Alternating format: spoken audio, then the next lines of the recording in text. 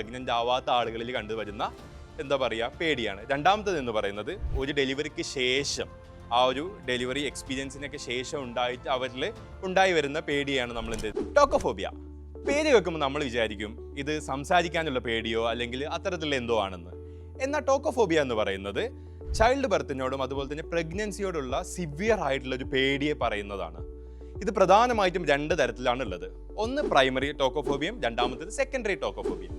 Primary tokophobia എന്ന് പറയുന്നത് ഇതേവരെ കൺസീവ് ചെയ്യാത്ത അല്ലെങ്കിൽ പ്രഗ്നൻ്റ് ആവാത്ത ആളുകളിൽ കണ്ടുവരുന്ന എന്താ പറയുക പേടിയാണ്. രണ്ടാമത്തേത് എന്ന് പറയുന്നത് ഒരു ഡെലിവറിക്ക് ശേഷം ആ ഒരു ഡെലിവറി എക്സ്പീരിയൻസിനൊക്കെ ശേഷം അവരിൽ ഉണ്ടായി വരുന്ന പേടിയാണ് നമ്മൾ സെക്കൻഡറി ടോക്കോഫോബിയ എന്ന് പറയുന്നത്.